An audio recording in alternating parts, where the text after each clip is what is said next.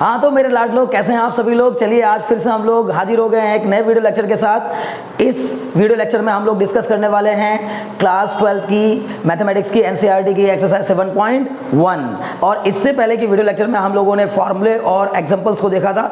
अगर आप लोग आज के इस वीडियो लेक्चर में अंत तक बने रहे तो मैं पूरी उम्मीद के साथ कह सकता हूं कि आप इंटीग्रेशन और मैथमेटिक्स से प्यार करने लग जाएंगे। आपको बहुत ही मजा आने वाला है और बहुत ही मजे के साथ आप एक एक क्वेश्चन को सीखने वाले हैं। स्वागत है उन सभी बच्चों का जो कि बहुत बेसिक से चीज़ों को जानना चाहते हैं, जिनको लगता है कि हमें चीज़ें समझ में नहीं आ रही हैं या बहुत ज़्यादा डिफिकल्टी महसूस हो रही है। उनकी इस डिफिकल्टी को दूर करने के लिए ही आज के इस वीडियो लेक्चर में हम लोग बहुत ईजी वे में चीज़ों को डिस्कस करने वाले हैं। चलिए तो शुरू करते हैं आज का वीडियो लेक्चर। पहले क्वेश्चन में कहा गया है find the anti derivative of the following functions by the method of inspection. देखिए मेथड ऑफ इंस्पेक्शन का इस्तेमाल करके हम लोगों को एंटी डेरिवेटिव्स पता करने हैं और क्वेश्चन नंबर 1 से लेकर क्वेश्चन नंबर 5 तक के सभी क्वेश्चंस मेथड ऑफ इंस्पेक्शन से ही करने हैं। यानी मेथड ऑफ इंस्पेक्शन का मतलब यह है कि आपको पहले से डिफरेंशिएशन आना चाहिए। यानी अगर आप डिफरेंशिएशन के फॉर्मूले थोड़े से भी जानते हैं, आपने थोड़ा सा भी डिफरेंशिएशन को सीरियसली पढ़ा है, तो आप आराम से इन क्वेश्चन को समझ जाएंगे। और बस इन 5 क्वेश्चंस के बाद फिर जितने भी क्वेश्चंस हैं उनमें आपके फॉर्मूले अप्लाई होने हैं, डायरेक्ट क्वेश्चन सॉल्व होना है। देखिए फॉर्मूला अप्लाई करके क्वेश्चन को सॉल्व करना आसान है इन कंपैरिजन टू इंस्पेक्शन के, क्योंकि इंस्पेक्शन में क्या होता है कि आपको पहले हिट एंड ट्रायल लगाना होता है। पहले आपको सोचना पड़ता है कि आखिर इस क्वेश्चन को डिफरेंशिएट करता तो क्या आता, इंटीग्रेट करूंगा तो क्या आएगा, मतलब थोड़ा सा दिमाग लगाना पड़ जाएगा। ठीक है, तो चलिए कोई नहीं, आप परेशान मत होइए, बहुत इजीली समझ में आ जाएगा। पहले क्वेश्चन में दिया गया है sin 2x, तो हमें पहले क्वेश्चन को सॉल्व करना है और हमें sin 2x का एंटी डेरिवेटिव पता करना है। देखिए एंटी डेरिवेटिव का मतलब डेरिवेटिव का अपोजिट, और डेरिवेटिव मतलब डिफरेंशिएशन। तो डिफरेंशिएशन का अपोजिट प्रोसेस ही इंटीग्रेशन होता है। यानी मेरे को sin 2x का इंटीग्रल पता करना है, या ये कह लीजिए कि मुझे sin 2x का एंटी डेरिवेटिव पता करना है। ठीक है, तो देखिए सबसे पहली बात आपको ये सोचना होगा कि आखिर किसको डिफरेंशिएट करूं तो sin 2x आ जाए। क्यों? क्योंकि अगर किसी फंक्शन को डिफरेंशिएट करने पर जो रिजल्ट आता है, अगर हम उसको वापस इंटीग्रेट कर देते हैं तो फिर क्या होता है, वही सेम क्वेश्चन बन जाता है। इसका मतलब अगर मुझे पता करना है कि ये इसका इंटीग्रेशन क्या होगा, sin 2x का इंटीग्रेशन, तो मैं पता करूंगा कि ये किसका डिफरेंशिएशन है, क्योंकि जिसका ये डिफरेंशिएशन होगा उसको इंटीग्रेट करने पर यही तो फंक्शन आएगा। क्लियर है इतनी बात ना? तो इसका मतलब है कि आपको सोचना होगा कि किसको डिफरेंशिएट करने पर sin 2x आ सकता है। ठीक है ना, क्योंकि मुझे sin 2x का इंटीग्रेशन पता करना है, sin 2x का डिफरेंशिएशन नहीं। तो इसलिए मैं वो फंक्शन ढूंढूंगा जिस फंक्शन को डिफरेंशिएट करने पर sin 2x आता हो। समझ में आ रही है बात ना? बहुत अच्छे। तो चलिए देखिए सबसे पहली बात आपको sin 2x को पता करना है कि किसको डिफरेंशिएट करके आएगा। तो भाई मैं जानता हूं कि cos x का डिफरेंशिएशन क्या होता है, sin x होता है। cos x का डिफरेंशिएशन माइनस sin x, ठीक है ना, लेकिन माइनस, अब सर माइनस तो इसमें दे नहीं रखा, अरे वो भी चला जाएगा, परेशान मत होइए। तो सबसे पहली बात आपको cos को दिमाग में लाना होगा। तो मैंने दिमाग में काम किया कि d/dx ऑफ cos 2x पहले पता करते हैं क्या होता है। तो cos 2x का डिफरेंशिएशन, भाई आपने 2x ही क्यों लिया, क्योंकि यहाँ sin 2x था तो इसलिए cos 2x लेना ही पड़ेगा। तो cos 2x का डिफरेंशिएशन बताइए बच्चों क्या होगा, तो ये हो जाएगा माइनस का sin 2x, लेकिन चेन रूल लगाएंगे तो फिर पहले cos 2x का करेंगे तो आएगा माइनस sin 2x, और फिर इस 2x का करेंगे तो, और उसको मल्टीप्लाई में लिख देंगे तो कितना आएगा, 2 आएगा, सॉरी 2। ठीक है, तो इसका मतलब ये बन जाएगा कितना, माइनस का 2 sin 2x is equal to कितना आ जाएगा, d/dx ऑफ cos 2x। इसका मतलब है कि हमने इस माइनस 2 को नीचे ले जाना होगा। अब क्या हो जाएगा, ये माइनस का 1/2 d/dx of cos 2x is equal to कितना हो जाएगा बच्चों, sin 2x हो जाएगा। अब बताओ ये माइनस का 1/2 कहाँ चला जाएगा, ये हो जाएगा सर d/dx ऑफ अंदर माइनस का 1/2 cos 2x is equal to sin 2x। Clear हो रहा है इतनी बात? यानी कि आपने क्या पाया कि अगर इसको डिफरेंशिएट करूं तो sin 2x आएगा, इसको डिफरेंशिएट करने पर sin 2x आएगा।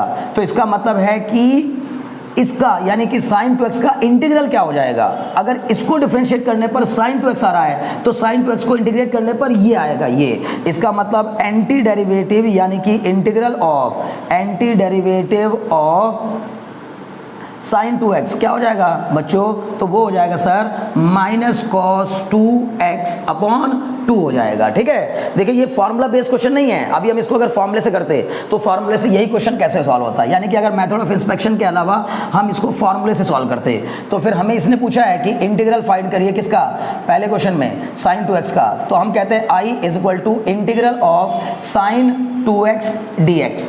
ठीक है। अब लेकिन चूंकि यहाँ मैंने अभी आपको मेथड ऑफ सब्स्टिट्यूशन नहीं पढ़ाया है, इसलिए डायरेक्टली आप sin 2x का इंटीग्रेट करने में थोड़ी कठिनाई महसूस कर सकते हैं। लेकिन अगर जब आप हम मेथड ऑफ इंटीग्रेशन को पढ़ लेंगे, यानी कि मेथड ऑफ इंटीग्रेशन में कई सारे मेथड होते हैं, जैसे integration by substitution, integration by parts, integration by partial fraction, तो इन सभी मेथड को जब हम पढ़ लेंगे तो तब आपको आसानी से समझ में आएगा। लेकिन फिर भी मैं बताता हूँ कि sin 2x का इंटीग्रेशन होता है क्या, माइनस का cos 2x अपॉन 2।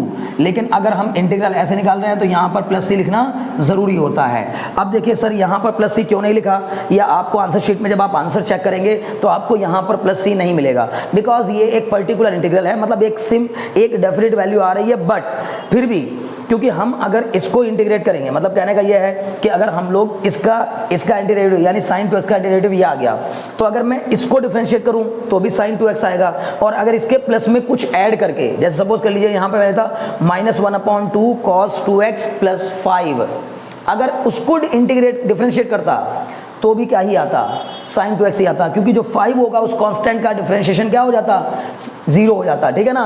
तो इसके साथ में अगर यहाँ प्लस सी लिख देंगे तो बहुत बेहतर रहेगा, ठीक है ना। बेहतर का मतलब अब आंसर शीट में ऐसे नहीं दिए हुए हैं, पहले 5 क्वेश्चन के आंसर में प्लस सी नहीं दिया है, कारण यह है क्योंकि उनके स्पेशली वैल्यू वही आ रही है, उसने हमें अलग से नहीं बोला कि इतने पर ये वैल्यू आ रही है, इतने पर ये वैल्यू आ रही है। क्लियर है इतनी बात ना, ओके।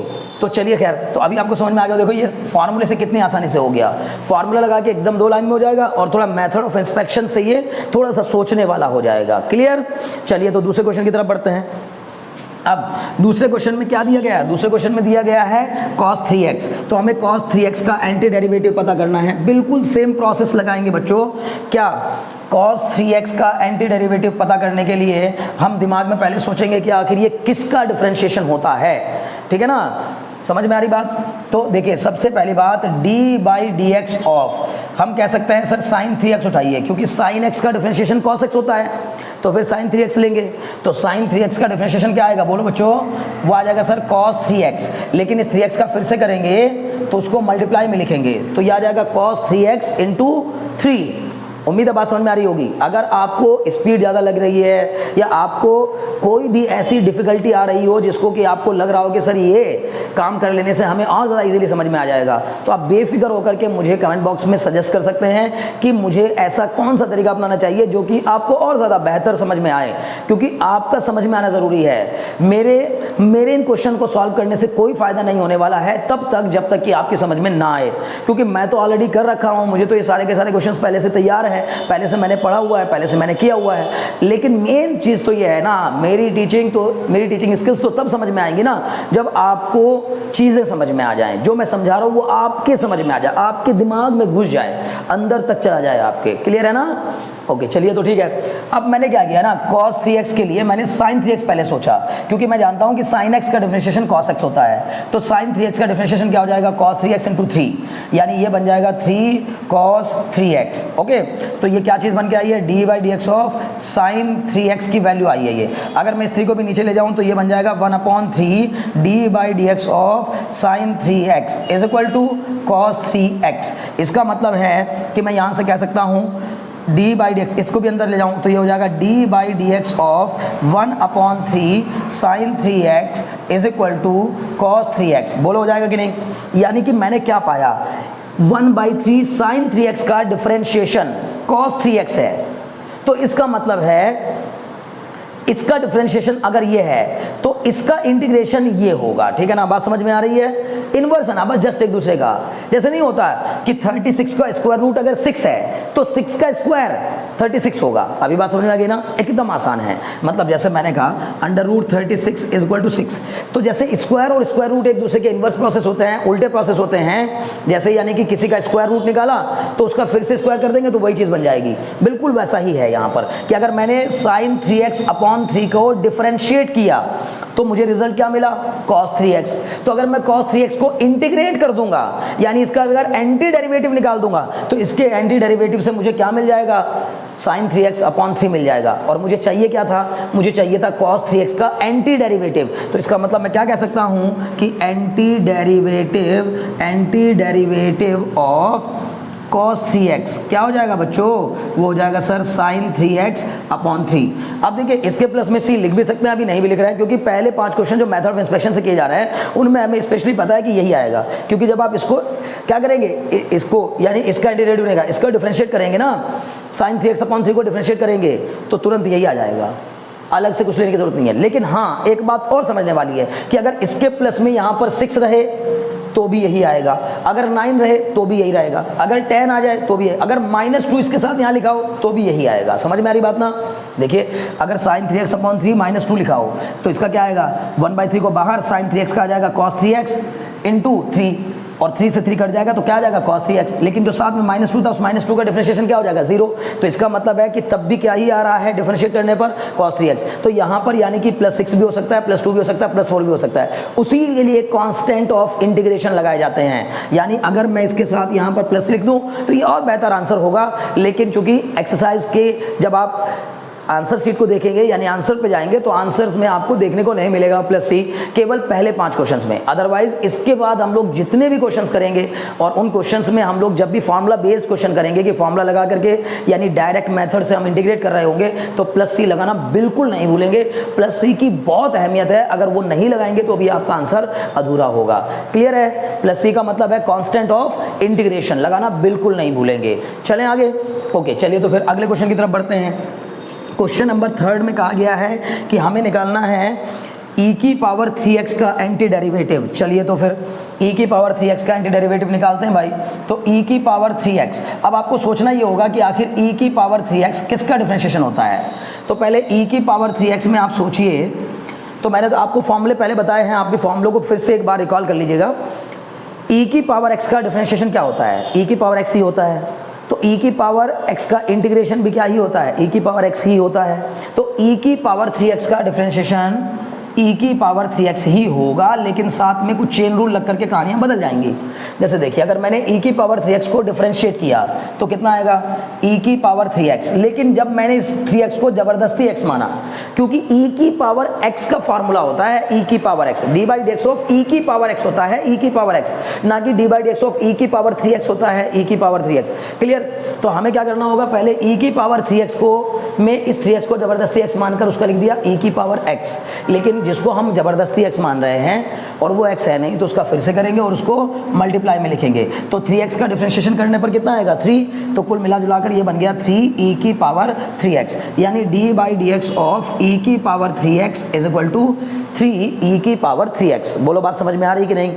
ओके अब मैं इस 1/3 को कहाँ ले आया, नीचे, तो हो जाएगा 1/3 d/dx ऑफ e की पावर 3x बराबर e की पावर 3x। मैं इस 1/3 को कहाँ ले जा सकता हूँ, अंदर, क्या आ जाएगा 1/3 e की power 3x is equal to e की पावर 3x, यानी कि इसका डिफरेंशिएशन e की पावर 3x है, तो फिर e की पावर 3x का इंटीग्रेशन क्या होगा 1/3 e की पावर 3x होगा। मतलब इसका इंटीग्रल या इसका एंटी डेरिवेटिव क्या होगा, ये होगा, क्योंकि जब मैं इसको यहाँ पर क्या करूँगा, इंटीग्रेट, दोनों साइड इंटीग्रेट कर दूंगा, d/dx ऑफ दिस, मतलब मैंने दोनों तरफ क्या कर दिया, इंटीग्रेशन का साइन लगा दिया और उसको इंटीग्रेट कर दिया। तो जब मैं इसको वापस इंटीग्रेट करूँगा ना, तो यानी कि इसको इंटीग्रेट करूँगा तो क्या चीज़ बन के आएगी, समझ में आ रही बात ना? तो देखिए 1/3 e की पावर 3x का डिफरेंशिएशन क्या हो गया, e की पावर 3x, तो फिर e की पावर 3x का इंटीग्रेशन क्या हो जाएगा 1/3 e की पावर 3x, मतलब आप लिखेंगे एंटी डेरिवेटिव ऑफ e की power 3x is equal to 1/3 e की पावर 3x। ओके बात क्लियर हो रही है, एकदम आसानी समझ में आ रहा होगा। ठीक है चलिए फिर चौथे क्वेश्चन की तरफ बढ़ते हैं। चौथे क्वेश्चन में क्या कहा गया है, चौथे क्वेश्चन में कहा गया है ax प्लस बी की पावर 4। ठीक है, हमें किसका निकालना है, ax प्लस बी की पावर 4 का एंटी डेरिवेटिव पता करना है। अगर ax प्लस बी की पावर 4 का एंटी डेरिवेटिव पता करना है तो इसके लिए हमें क्या करना होगा, थोड़ा माइंड लगाना होगा। कैसे, 4 है कि 2 है, अच्छा ax प्लस बी की पावर 2 है बच्चों, ठीक है ना, तो ax प्लस बी की पावर 2 का हमें एंटी डेरिवेटिव पता करना है। तो देखिए ax प्लस बी की पावर 2 का एंटी डेरिवेटिव हम तभी पता कर पाएंगे जब हम लोग ये जान रहे होंगे कि आखिर किसको डिफरेंशिएट करने पर ax प्लस बी की पावर 2 आ सकता है। ठीक है, तो ये तो कन्फर्म है कि डिफरेंशिएशन पावर को रिड्यूस करता है, पता है ना ये बात। फॉर्मूला क्या होता है, d by d x of x की power n is equal to n x की पावर n-1। बोलो होता है कि नहीं, इतनी बात समझ में आ रही है? ओके, तो x की पावर n का डिफरेंशिएशन आपने बताया मुझे n x की पावर n-1, इसका मतलब है पावर कम हो गई। तो जिसको डिफरेंशिएट करने पर ये आए, अगर मुझे ऐसा सोचना है तो फिर मेरे दिमाग में क्या आना चाहिए कि उसकी पावर तो इससे ज़्यादा ही होगी। क्यों? क्योंकि जिसको डिफरेंशिएट करने पर ये आएगा तो उसकी पावर तो ज़्यादा ही रही होगी ना, तो मैं इसकी पावर को ज़्यादा ले लूँगा। और कितनी ज़्यादा होती है? जब हम एक बार डिफरेंशिएट करते हैं तो एक पावर रिड्यूस होती है, 1 पावर रिड्यूस होती है, एन एक्स की पावर n-1, मतलब एक पावर कम हो जाती है। तो इसका मतलब है कि इससे एक पावर ज़्यादा रहा होगा, ठीक है ना। तो इससे एक पावर ज़्यादा लेने का मतलब क्या लूँगा मैं, D by d x of, इसको लिख दूंगा ए एक्स प्लस बी की पावर 3। जरा आप इसको डिफरेंशिएट कराइए, कर लेंगे ना डिफरेंशिएशन, क्या होगा, ए एक्स प्लस बी को जबरदस्ती एक्स मानेंगे, चेन रूल लग रहा है हर एक क्वेश्चन में। तो एक्स की पावर n, एक्स की पावर n का डिफरेंशिएशन क्या हो जाएगा, n x to the power n-1, मतलब 3ax प्लस बी की पावर 2 होगा। ये पावर पहले आ जाएगी और इसकी पावर एक कम हो जाएगी। बोलो इतने में कोई डाउट हो तो? ओके, अगर इतना समझ में आ गया तो फिर क्या करेंगे, अब जिसको हमने जबरदस्ती x माना है उसका फिर से करेंगे। तो जब हम ax प्लस बी का फिर से डिफरेंशिएशन करेंगे तो कितना आ जाएगा, सिर्फ a आ जाएगा। अरे इतना तो आता होगा ना भाई, डिफरेंशिएशन तो हमने पढ़ लिया ना। तो ax प्लस बी को जब डिफरेंशिएट करेंगे तो a कांस्टेंट बाहर, x का 1 b का 0, तो इसका मतलब क्या आ जाएगा, a आ जाएगा। क्लियर? अब ये जो पूरा का पूरा 3a है, अब आपको ये बनाना है ना, ये बनाना है, तो इसको यहीं रहने दो और पूरे 3a को नीचे ले जाओ। तो ये बन जाएगा 1/3a D by d x of कितना, ax प्लस बी की पावर 3 बराबर कितना, ax प्लस बी का होल स्क्वायर। मतलब क्या, इसको अंदर ले जाओ, ये हो जाएगा D by d x of कितना बच्चों, 1/3a को अंदर ले जाएंगे तो ये हो जाएगा 1/3a ax प्लस बी का whole cube is equal to ax plus b का होल स्क्वायर। मुझे पूरी उम्मीद है बात समझ में आ रही होगी। ओके, अब जब इतना समझ में आ गया तो फिर आगे बढ़िए। फिर क्या करना है, अब ये भी क्या बताया मैंने, इसको डिफरेंशिएट करने पर ये आ रहा है, इसका डिफरेंशिएशन ये है, तो फिर इसका इंटीग्रेशन मतलब कि इसका इंटीग्रल, इसका एंटी डेरिवेटिव क्या होगा, ये होगा सर। इसका एंटी डेरिवेटिव क्या होगा, ये होगा। बात समझ में आ रही है? बहुत अच्छे। तो आप लिख देंगे मोटे मोटे तौर पर कि sir anti derivative of a x plus b की पावर 2 इज इक्वल टू कितना होगा, 1/3a इंटू में ए एक्स प्लस बी का होल स्क्वायर, ठीक है ना, समझ, सॉरी होल क्यूब। क्लियर है इतनी बात ना, ये आ जाएगा, यानी इसका इंटीग्रेशन ये आएगा। ठीक है, बोलो बात समझ में आ गई?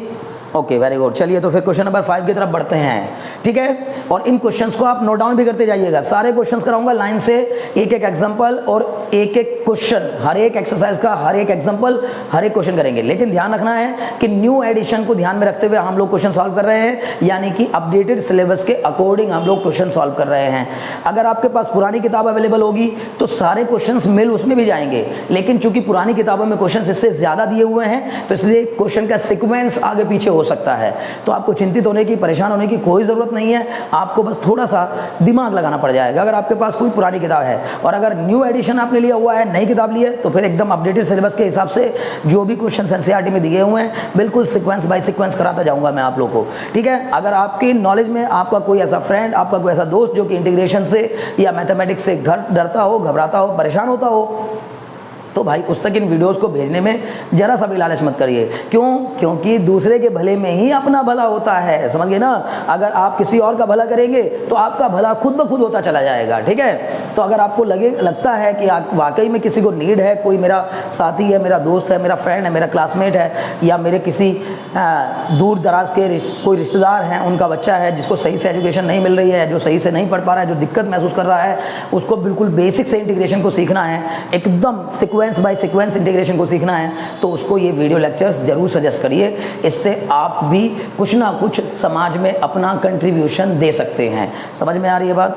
Okay, very good. मुझे पूरी उम्मीद है कि आपको मेरी बात थोड़ी बेहतर तो लगी होगी, अच्छी लगी होगी। चलिए, और अगर आपने अभी तक चैनल को सब्सक्राइब नहीं किया तो भाई सब्सक्राइब करने में इतनी देर क्यों लगा रहे हैं? आखिर क्या सोच रहे हैं सब्सक्राइब करने में? जितनी जल्दी हो सके चैनल को सब्सक्राइब कर दीजिए, ताकि, और बेल आइकन दबा करके नोटिफिकेशन बेल दबाने के बाद आपको नोटिफिकेशंस में मिलते रहेंगे रहिए, जितनी भी वीडियोस हमारी आती रहेंगी, जो जो नए नए क्वेश्चंस की वीडियोस आएंगी वो सब आप तक आसानी से पहुंच जाएंगी। चलिए ठीक है, तो अगले क्वेश्चन की तरफ बढ़ते हैं। क्वेश्चन नंबर 5 देखिए, क्वेश्चन नंबर 5 क्या कह रहा है? क्वेश्चन नंबर 5 कह रहा है कि आपको निकालना है sin 2x माइनस 4। वाह गजब क्वेश्चन भाई, गजब। sin 2x माइनस 4 e की पावर 3x, मेरे को इसका एंटी डेरिवेटिव निकालना है। क्लियर? 2x का एंटी डेरिवेटिव तो आप पहले से ही जानते हैं कैसे निकालना है, यानी कि आप ये सोचिए कि किसका डिफरेंशिएशन करने पर sin 2x आएगा। तो मेरे दिमाग में आया cos 2x, मैंने cos 2x को डायरेक्ट लिख दिया। पहले कितना ये आ जाएगा माइनस का sin 2x, इनटू में कितना आ जाएगा 2, ये 2 नीचे चला जाएगा तो ये हो जाएगा 1/2 d/dx ऑफ कितना cos 2x is equal to minus sin 2x, यानी कि यहाँ से ये चीज़ बन जाएगी क्या, d/dx of 1/2 cos 2x is equal to कितना बन जाएगा, माइनस का sin 2x। ठीक है ना, ये बनेगा। अब इसका मतलब ये, बल्कि ये माइनस भी आपको इधर ले जाना चाहिए था, तो यहाँ पर माइनस आ जाएगा, यानी कि ये हो जाएगा d/dx of minus 1/2 sin 2x is equal to, नहीं ये हो जाएगा माइनस का 1/2 cos 2x is equal to ये हो जाएगा sin 2x। बोलो हो जाएगा कि नहीं? यानी कि sin 2x का एंटी डेरिवेटिव तो ये हो गया। क्लियर?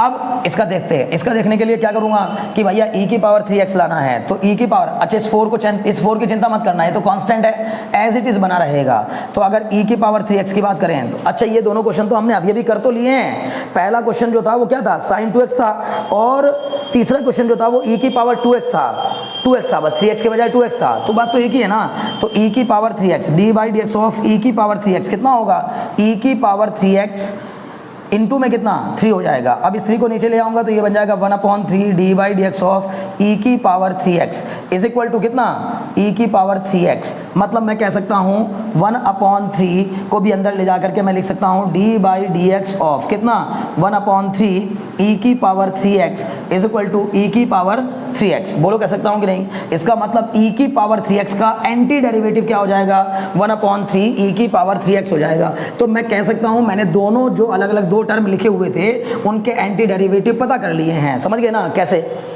sin 2x का एंटी डेरिवेटिव तो क्या आ गया, माइनस cos 2x अपॉन 2, और e की पावर 3x का एंटी डेरिवेटिव क्या आ गया, 1/3 e की पावर 3x। तो अगर मुझे लिखना है एंटी डेरिवेटिव ऑफ क्या, किसका, sin 2x माइनस 4e की पावर 3x, इसका एंटी डेरिवेटिव लिखना है। तो sin 2x का एंटी डेरिवेटिव क्या हो जाएगा बच्चों, माइनस का 1/2 cos 2x। और भाई यहाँ पर -4 पहले से ही है, तो माइनस के 4 को ऐसे ही रहने दो। e की पावर 3x का एंटी डेरिवेटिव क्या हो जाएगा, 1/3 e की पावर 3x। बस आप ज़्यादा से ज़्यादा चाहें तो ऐसे लिख सकते हैं आंसर को कि ये आएगा cos 2x अपॉन 2 और माइनस का 4/3 e की पावर 3x। मतलब क्या समझे, इसका एंटी डेरिवेटिव यानी sin 2x माइनस 4 e की पावर 3x का एंटी डेरिवेटिव क्या आएगा, माइनस का cos 2x upon 2 minus 4/3 e की पावर 3x। उम्मीद है बात समझ में आ गई होगी। क्लियर? चलिए तो फिर अगले क्वेश्चन की तरफ बढ़ते हैं। ठीक है ना, मुझे पूरी उम्मीद है कि मेथड ऑफ इंस्पेक्शन के ये जो क्वेश्चंस थे ये आपने इजीली समझ लिए होंगे। ठीक है, और अगर आपको लगता है कि वीडियो लेक्चर थोड़ा बड़ा हो रहा है तो फिर आप आराम से यहाँ पर छोड़िए, रेस्ट करिए, दोबारा फिर से आप देख सकते हैं, यहीं से कंटिन्यू कर सकते हैं। ठीक है ना, क्लियर है इतनी बात? ओके चलिए तो फिर क्वेश्चन नंबर 6 की तरफ बढ़ते हैं। क्वेश्चन नंबर 6 में क्या कहा गया है ना, देखते हैं हम लोग। क्वेश्चन नंबर 6 में कुछ इस तरह की बातें लिखी गई होंगी, तो चलिए ठीक है देखते हैं। पहले आप जरा एक बार इसको इरेज कर देता हूँ। अच्छा, अगर आपको नोट डाउन करना होता है ना तो आप आसानी से नोट डाउन कर सकते हैं। क्या करिए, थोड़ा सा वीडियो को पॉज करिए और क्वेश्चन को नोट डाउन कर लीजिए। ठीक है ना, और अगर आपके पास समय की और तंगी है तो भाई स्क्रीनशॉट भी ले सकते हैं। खैर, लेकिन बेहतर तरीका यही होगा कि पेन और कॉपी लेकर के बैठिए और कॉपी में उसको नोट डाउन करिए। ठीक है ना, ओके चलिए तो फिर क्वेश्चन नंबर 6 की तरफ आ जाइए। क्वेश्चन नंबर 6 में कहा गया है, अब यहां से शुरू होती है कहानी। क्या इसने कहा, क्वेश्चन नंबर 6 से लेकर क्वेश्चन नंबर 20 तक, क्वेश्चन नंबर 6 से लेकर क्वेश्चन नंबर 20 तक आपको इंटीग्रल्स निकालने हैं। बस इंटीग्रल्स लिख दिया, इंटीग्रल्स फाइंड करिए इनके। ठीक है ना, तो यहाँ पर इंस्पेक्शन लगाने की ज़रूरत नहीं है, यहाँ पर ज़्यादा दिमाग लगाने की ज़रूरत नहीं है। फार्मूले जो याद किए हैं बस उन्हीं का सहारा लेना है और क्वेश्चन सॉल्व हो जाने हैं। मैं एक बार आपको फार्मूले और रिकॉल करा देता हूं। देखिए सबसे पहला फार्मूला है इंटीग्रेशन ऑफ x की power n dx is equal to x की power n+1 upon n+1। Clear है? प्लस सी लिखना बिल्कुल नहीं भूलेंगे, क्लियर है ना? ओके, फिर दूसरा फॉर्मूला इंटीग्रेशन ऑफ 1 dx, मतलब किसी कांस्टेंट का इंटीग्रेशन। जैसे 1 का इंटीग्रेशन करना हो तो x आएगा, 5 का करना हो तो 5x आएगा, 9 का करना हो तो 9x आएगा, 10 का करना हो तो 10x आएगा। क्लियर? अब बात आती है तीसरे फॉर्मूले की, डी बाई वो integration of sine x is equal to minus cos x। Integration of sine x is equal to minus cos x, integration of cos x is equal to sine x plus C सब में लिखना है। Clear है इतनी बात ना? बहुत अच्छे। Integration of sec square x 10x, integration of cosec square x minus cot x, integration of sec x 10x is equal to sec x, integration of 1 upon x dx log x, integration of e की power x is equal to e की power x, integration of cosec x cot x is equal to minus cosec x plus c सब में लिखेंगे। बोलो बात समझ में आई? ये इंटीग्रेशन के बेसिक 10 फार्मूले हैं। इन 10 फार्मूले को तो आपको अपने दिमाग में बैठा ही लेना है।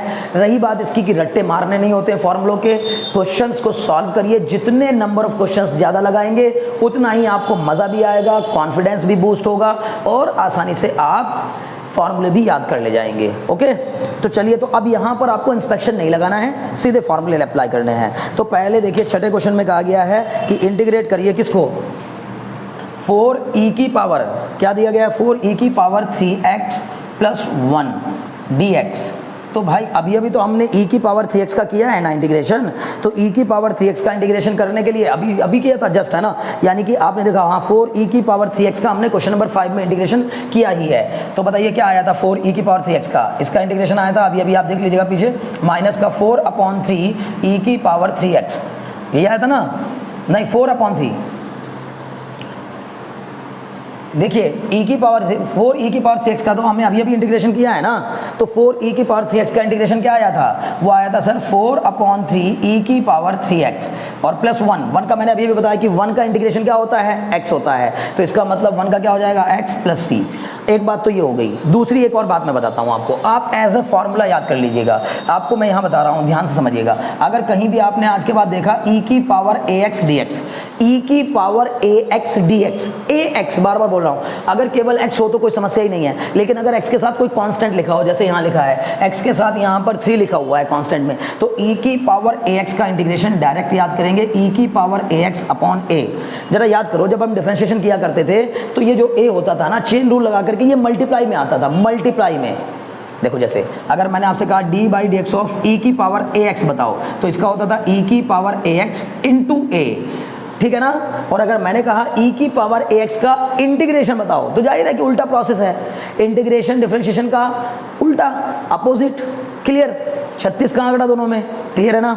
ओके, तो यहाँ पर क्या होगा, e की पावर ax का क्या हो जाएगा, e की पावर ax अपॉन a, यानी कि वो चीज़ अपॉन में आएगी। जो वहाँ मल्टीप्लाई में आ रहा था वो यहाँ पर किस में आ जाएगा, अपॉन में। क्लियर हो रहा है इतनी बात? ओके जी, बहुत बढ़िया। चलिए, तो फिर यहाँ पर मैंने सीधे, यानी कि मैंने तो डायरेक्ट लिख दिया ये सोचते हुए कि ये पहले से हम कर रखे हैं, नहीं तो अगर नहीं सोचे होते तो क्या करते, 4 कांस्टेंट है बाहर, e की पावर ax, तो e की पावर ax अपॉन a, तो ये इसके अपॉन में आ गया, प्लस 1 का कितना हो गया, x और प्लस c, खत्म। क्लियर? चलिए, तो क्वेश्चन नंबर 7 की तरफ बढ़े। क्वेश्चन नंबर 7 में कहा गया है इसको इंटीग्रेट करना है, integrate of x square into क्या दिया गया है, 1 minus 1 upon x square dx। Okay, तो ये तो और आसान हो गया, एकदम आसान। बस क्या करना है, थोड़ा सा सिंप्लीफाई करना है। ये बन जाएगा क्या, एक्स स्क्वायर, इस एक्स स्क्वायर का मल्टीप्लाई इसमें कराऊंगा तो ये हो जाएगा x square upon x square dx। क्या किया है पता है, सिर्फ ब्रैकेट ओपन कर दिया, सिर्फ ब्रैकेट ओपन किया है, तो ये बन जाएगा क्या, एक्स स्क्वायर माइनस ये कटने के बाद क्या बन जाएगा, 1 dx। अब जरा बताओ मुझे क्या होता है फॉर्मूला, x की पावर n, x की पावर n का इंटीग्रेशन x की power n plus 1 upon n plus 1। इसका मतलब एक्स स्क्वायर का इंटीग्रेशन क्या हो जाएगा, x की पावर 3 अपॉन 3 प्लस c होता है, लेकिन c अभी नहीं लिखेंगे, माइनस 1 का कितना हो जाएगा, माइनस 1 का हो जाएगा माइनस x, ठीक है ना, और प्लस c हो जाएगा। यानी कि आंसर क्या आएगा, x की power 3 upon 3 minus x plus c। समझ में आ रही है बात ना? मतलब डायरेक्टली x की पावर 2 का तो हो गया x की पावर 3/3 और 1 का हो गया x, तो x की पावर 3/3 माइनस एक्स प्लस सी। क्लियर रहती बात? सी क्या है यहाँ पर? Constant of integration. चलिए क्वेश्चन नंबर 8 की तरफ बढ़ते हैं। क्वेश्चन नंबर 8 में कहा गया है कि ax² प्लस bx प्लस सी को इंटीग्रेट करिए। ax² प्लस bx प्लस सी को इंटीग्रेट करिएगा। तो ax² प्लस bx प्लस सी को इंटीग्रेट करने के लिए हमें क्या करना होगा? ये जो कांस्टेंट होते हैं ये बाहर आ जाते हैं। कांस्टेंट से कभी नहीं घबराना चाहिए। जब हम किसी चीज़ को इंटीग्रेट कर रहे होते हैं तो उनमें कांस्टेंट का मल्टीप्लाई लिखा हो तो कोई फर्क नहीं पड़ता। जैसे मान लीजिए 7x², तो भाई 7 की क्या टेंशन ले रहे हो, 7 तो बाहर आ जाएगा, ठीक है ना।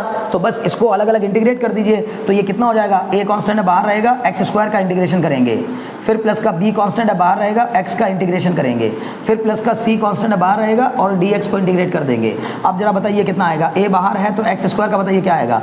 x की पावर 3/3, फिर प्लस b कांस्टेंट है बाहर आ जाएगा, x की पावर यहाँ पर 1 है, x की पावर 1, तो ये बन जाएगा 1 + 1/1 + 1 मतलब x²/2, और फिर प्लस का c कांस्टेंट है तो 1 dx, 1 का क्या होता है? x, तो cx। अब लेकिन यहाँ पहले से c है तो यहाँ c मत लिखिए, k लिख दीजिए, कुछ भी लिख सकता है ना। कांस्टेंट ऑफ इंटीग्रेशन तो हम कुछ भी लिख सकते हैं। अगर तुम चाहो तो प्लस का c बड़ा c लगा दो, या चाहो तो यहाँ पर प्लस c के बजाय प्लस k लिख दो। प्लस k मतलब कांस्टेंट ऑफ इंटीग्रेशन। क्लियर है इतनी बात? बहुत अच्छे। तो अल्टीमेटली क्या लिखोगे आंसर? ax³ प्लस bx² और प्लस cx प्लस k, ये हमारा आंसर हो गया क्वेश्चन नंबर 8 का। उम्मीद है बात समझ में आ गई होगी। चलिए क्वेश्चन नंबर 9 की तरफ बढ़ते हैं और बड़े मजे के साथ क्वेश्चन को सीखते जाइए। क्या आप वाकई में क्वेश्चंस को एंजॉय कर रहे हैं? क्या मेरे साथ आप अभी तक बने हुए हैं? देखिए, अगर आप इस वीडियो लेक्चर पर अभी तक बने हैं तो इसका मतलब है साफ साफ समझ में आता है कि आपको चीज़ें समझने में अच्छा लग रहा है, मज़ा आ रहा है, ठीक है। और अगर इसके अलावा भी आपका कोई सजेशन है मेरे लिए तो आप जरूर कमेंट बॉक्स में छोड़िए, ठीक है ना। आइए क्वेश्चन नंबर 9 को देख लेते हैं। क्वेश्चन नंबर 9 में कहा गया है इंटीग्रेट करिए किसको? 2x² प्लस e की पावर x को, 2x² प्लस e की पावर x dx। तो ये तो सर बच्चों वाले क्वेश्चन है सब। देखो 2 कांस्टेंट है बाहर रहेगा, x² का इंटीग्रेशन x की पावर 3/3 प्लस e की पावर x का डायरेक्ट फॉर्मूला होता है e की पावर x प्लस c। बस ये आंसर हो गया 2/3x³ प्लस e की पावर x प्लस c। खत्म करो। क्वेश्चन नंबर 10 पे आ जाओ। क्वेश्चन नंबर 10 में कहा गया है कि सर इंटीग्रेट करिए किसको? √x प्लस 1/√x का होल स्क्वायर dx। अब देखिए डायरेक्टली इसमें कोई चेन रूल जैसी चीज़ तो नहीं लगती है, यहाँ प्लस नहीं है बच्चों, माइनस है, ठीक है ना। ओके, तो यहाँ पर प्लस जैसी कोई यानी कि चेन रूल जैसी कोई चीज़ तो लगती नहीं है, ठीक है। तो फिर क्या करना होता है? सिंप्लीफाई करके तभी क्वेश्चन सॉल्व करना होता है। तो मैं सबसे पहले इसको सिंप्लीफाई कर दूंगा। ये बन जाएगा a माइनस बी का होल स्क्वायर मतलब a² plus b² minus 2ab कितना हो जाएगा? 1/√x। इस पूरे को मुझे क्या करना होगा? इंटीग्रेट करना होगा। क्लियर? तो देखिए जरा ध्यान दीजिएगा, यहाँ पे ध्यान दीजिएगा। ये बन गया क्या? इसको हम i मान के चलते हैं अक्सर, है ना। इंटीग्रेशन को ऐसे मान लेते हैं i = i मतलब इंटीग्रल, ओके। तो i = अब बताओ √x का स्क्वायर क्या हो जाएगा बच्चों? x।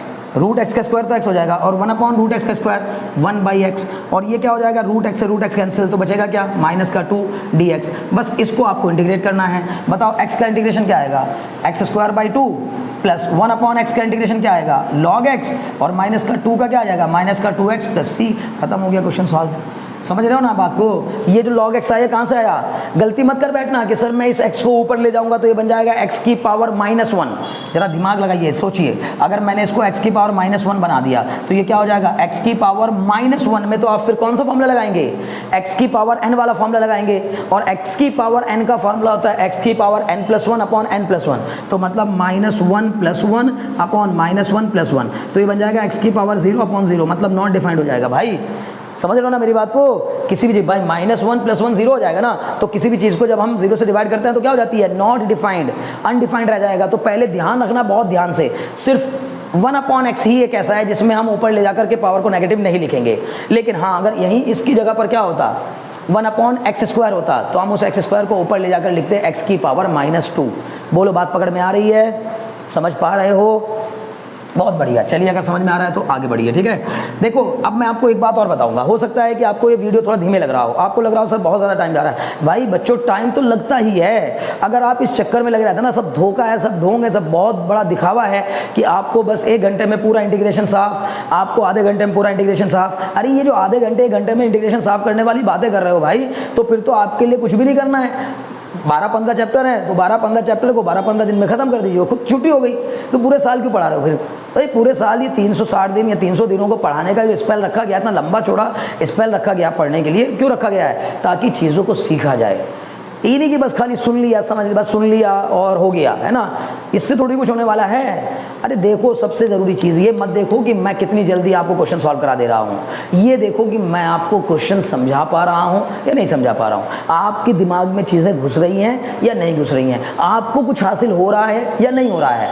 अगर मेरी बात समझिए, अगर आपने 2 घंटे ऐसा कोई वीडियो लेक्चर देखा जिसमें बहुत फास्ट स्पीड में आपको इंटीग्रेशन कंप्लीट कर दिया और आपके पल्ले उसमें से 4 क्वेश्चन भी नहीं पड़े, या आपने बाद में जब आउटपुट निकला, जब आप एग्जाम देने बैठे या आपने कोई टेस्ट दिया तो उस टेस्ट में आप 4 क्वेश्चन भी नहीं कर पा रहे हो, फ़ायदा क्या हुआ? आपके वो 2 घंटे भी बेकार हो गए। बेहतर होता है कि आप थोड़ा थोड़ा सा समय लगा करके, थोड़ा टाइम ज़्यादा दीजिए और थोड़ा समय लगा के धीरे धीरे क्वेश्चन को सॉल्व करिए। अगर इनमें से जो भी क्वेश्चन मैं करा रहा हूँ, अगर ये क्वेश्चन आप सॉल्व कर सकते हैं, आपको लगता है कि आपके बस में है, तो फिर आप स्किप मारिए, क्वेश्चन को आगे बढ़ जाइए, वीडियो लेक्चर पर थोड़ा आगे बढ़ते जाइए। जो क्वेश्चन आपको नहीं आ रहा है वो वाला क्वेश्चन देख लीजिए, ठीक है ना। चलिए, तो क्वेश्चन नंबर 11 की बारी आती है। क्वेश्चन नंबर 11 में क्या कहा गया है? क्वेश्चन नंबर 11 में दिया गया है बच्चों, अच्छा बहुत बढ़िया सा क्वेश्चन दिया है, आसान क्वेश्चन है। पहली एक्सरसाइज में ये दिया है x की पावर 3 + 5x स्क्वायर, x की power 3 + 5x square - 4 upon x square dx। हमें इसको इंटीग्रेट करना है। अब सबसे पहली बात ये आती है कि सर इसको इंटीग्रेट करना है तो इसका मतलब इसमें यहाँ क्वेश्चन रूल लगाएंगे क्या? भाई क्वेश्चन रूल थोड़ी लगता है, इंटीग्रेशन में क्वेश्चन रूल नहीं लगता। ऊपर न्यूमरेटर नीचे डिनोमिनेटर, ये तो डिफरेंशिएशन में लगता है ना, याद आ रहा है ना क्वेश्चन रूल, लेकिन यहाँ नहीं लगेगा। तो फिर यहाँ क्या करना होगा सर? कुछ नहीं करना है, सिंप्लीफिकेशन करना है बस। पहले क्वेश्चन को इंटीग्रेट करने से पहले ही सिंप्लीफाई कर लो, मतलब ऐसा बना लो जैसे कि आपके काम का बन जाए, जिससे कि आपको उस क्वेश्चन को करने में आसानी हो जाए। तो फिर ये क्या हो जाएगा? ये हो जाएगा x³ अपॉन x स्क्वायर। मैंने क्या किया पता है? सबके नीचे अलग अलग तोड़ दूंगा x स्क्वायर को, तो ये बन जाएगा x³ upon x square plus 5x square upon x square minus 4 upon x square dx। Okay, अब देखिए इस x स्क्वायर से ये पावर गायब हो जाएगी, इस x स्क्वायर से ये पूरा x स्क्वायर गायब हो जाएगा और ये x स्क्वायर ऊपर चला जाएगा। तो थोड़ा और सिंप्लीफाई करेंगे तो ये बचेगा x + 5 - 4 x की पावर -2 dx। ये बच गया। बोलो बात समझ में आ रही है कि नहीं? क्लियर हो रहा है? बहुत धीमे धीमे, बहुत आसान तरीके से, ठीक है। तो x का इंटीग्रेशन बताइए क्या होगा? x का इंटीग्रेशन आ जाएगा x की पावर 1 + 1 अपॉन 1 + 1, फिर प्लस का 5 कांस्टेंट है तो 5 का हो जाएगा 5x, c dx का होता है cx, k dx का होता है kx, 5 dx का होता है 5x, 9 dx का होता है 9x, 8 dx का होता है 8x। तो इसका मतलब है कि 5 का हो जाएगा सीधे 5x माइनस का 4 x की पावर, ये कितना हो जाएगा? -2 + 1 अपॉन -2 + 1 और प्लस c। तो आंसर आएगा आपका x²/2 plus 5x minus 4 upon, ये देखिए -2 और +1 कितना हो जाएगा? -1, और ये कितना हो जाएगा? x की पावर -1 प्लस c। थोड़ा और सिंप्लीफाई कर लीजिए तो ये आ जाएगा x²/2 प्लस 5x, ये माइनस और ये माइनस मिलकर प्लस बन जाएंगे, 4 x की पावर -1 नीचे चला जाएगा तो x की पावर 1 हो जाएगा प्लस c। यही आपका आंसर है, ठीक है ना। इंटीग्रेशन ऐसे लिख दिया करो, ठीक है ना। i = हम ये जो निकाले हैं, क्या निकाले हैं? इंटीग्रल निकाले हैं, तो इंटीग्रल की वैल्यू लिख दी हमने, ठीक है ना। i = इतना आ गया। बोलो इतने में कोई समस्या, किसी भी तरह की कोई समस्या नहीं? ओके, तो चलिए बढ़िया, चलिए आगे बढ़ते हैं फिर, है ना भैया। तो जी पहले आगे आने से पहले हम देखते हैं कि क्या कहा गया है क्वेश्चन नंबर 12 में। एकदम मज़े का क्वेश्चन है, एकदम आसान क्वेश्चन है, ठीक है ना। देखिए इसमें भी ऐसा ही कुछ कहा गया है, x³ + 3x, x³ + 3x + 4 upon में कितना? √x dx, √x dx। तो ये बन जाएगा क्या? इसको भी वैसे ही अलग अलग तोड़ दीजिए, लेकिन कैसे तोड़ेंगे? x³ अपॉन √x, ये हो जाएगा प्लस का 3x अपॉन √x और प्लस का 4 अपॉन √x dx, ठीक है ना। ये हो जाएगा। बोलो इतनी बात समझ में आ रही है? ठीक है, मैंने क्या किया? बस सारे टर्म को अलग अलग तोड़ दिया। अब अलग अलग तोड़ने के बाद इसको थोड़ा सिंप्लीफाई करेंगे। ये हो गया x की पावर 3 और नीचे ये √x को तो हम x की पावर 1/2 लिख सकते हैं ना। अरे भाई, जो चीज़ स्क्वायर रूट में दी गई होती है, उस स्क्वायर रूट में दी गई चीज़ को हम जब पावर में कन्वर्ट करते हैं तो पावर क्या बन जाती है? 1/2। क्यूब रूट को जब हम पावर में बदलते हैं तो पावर क्या हो जाती है? 1/3। समझ में आ रही है ना। तो √x को तो कई बार आपने x की पावर 1/2 लिखा होगा, तो इसका मतलब ये क्या हो जाएगा? x की पावर 1/2, थोड़ा बड़ा लिखता हूँ, ठीक है ना, x की पावर 1/2, ठीक है। फिर प्लस में कितना हो जाएगा? ये 3 इंटू में x की पावर यहाँ 1 है और यहाँ पर ये भी क्या हो जाएगा x की पावर 1/2 प्लस का 4 अपॉन में ये हो जाएगा x की पावर 1/2 dx।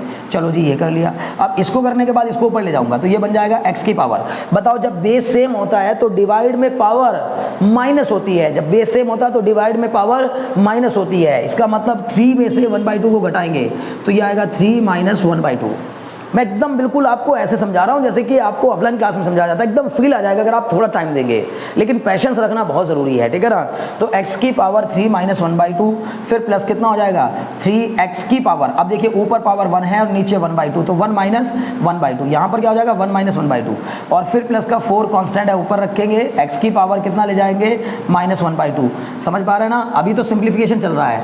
अच्छा सर आप ये इंटीग्रेशन का साइन क्यों नहीं हटा रहे हैं? भाई हमने अभी इंटीग्रेट किया ही कहाँ है, अरे अभी इंटीग्रेशन थोड़ी ना हो गया, तो इंटीग्रेशन करेंगे तो साइन हटेगा ना, तब तो dx हटेगा तब तो साइन हटेगा। तो इसका मतलब है कि इंटीग्रेशन जब स्टार्ट होता है तब ये साइन हटते हैं, अभी तो सिंप्लीफिकेशन चल रहा है, इंटीग्रेशन नहीं चल रहा है। क्लियर?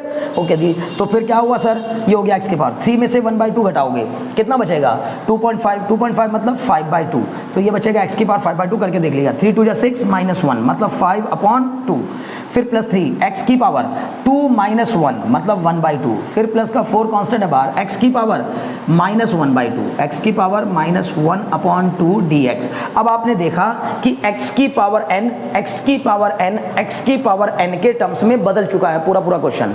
बोलो बात समझ में आ रही कि नहीं? अब समझो जाकर के मेरा सिंप्लीफिकेशन कंप्लीट हुआ। अब हमें सिंप्लीफिकेशन खत्म करने के बाद क्या करना होगा, इसको इंटीग्रेट करना होगा। चलिए अब इंटीग्रेट करेंगे तो क्या फॉर्मूला लगेगा, x की power n dx is equal to x की power n plus 1 upon n plus 1। तो इसका मतलब यहाँ पर लगेगा x की पावर 5/2 प्लस 1 अपॉन 5/2 प्लस 1 फिर प्लस यहाँ 3 कांस्टेंट है बाहर आ जाएगा, x की पावर 1/2 प्लस 1 अपॉन 1/2 प्लस 1 फिर यहाँ पर 4 कांस्टेंट है बाहर आ जाएगा, x की पावर माइनस का 1/2 प्लस 1 अपॉन माइनस का 1/2 प्लस 1 फिर प्लस में क्या आ जाएगा c। अब देखिए 5/2 प्लस 1 को हम क्या लिखेंगे, x की पावर 7/2। चलिए यहाँ नहीं लिखते, ऊपर लिख देते हैं, ठीक है ना, ताकि कहीं ऐसा ना हो कि आपको दिखाई ना दे रहा हो यहाँ। तो ऊपर लेके जाएंगे तो क्या बनेगा, ये बन जाएगा i इज इक्वल टू मतलब integral is equal to 5/2 plus 1 करूँगा तो ये आ जाएगा x की पावर 7/2 अपॉन 7/2, ठीक है ना। और यहाँ पर 3 को जब मैं बाहर रख करके इसको रखूंगा तो ये क्या आ जाएगा, x की पावर 1/2 प्लस 1 मतलब x की पावर 3/2 अपॉन 3/2। मैं बार बार आपसे कह रहा हूं कि मैं ये सोच कर क्वेश्चन सॉल्व करा रहा हूं कि आप में कुछ लोग ऐसे भी होंगे जो इन वीडियो लेक्चर्स को देख रहे होंगे जो बहुत ज़्यादा परेशान होंगे, बहुत डिफिकल्टी महसूस कर रहे होंगे। सर यहाँ भी पढ़ के देख लिया, वहाँ भी पढ़ के देख लिया, यहाँ भी जाके देख लिया, वहाँ भी जाके देख लिया, सर ये चैनल खंगाला, वो चैनल खंगाला, इस टीचर को देखा, उस टीचर को देखा, दुनिया भर के सर टीचर्स को देखने के बाद लेकिन कुछ समझ नहीं आ रहा है। सर मैथमेटिक्स से बहुत ज़्यादा दिक्कत हो रही है, मैथमेटिक्स तो पल्ले नहीं पड़ रही है, तो घुस नहीं रही है।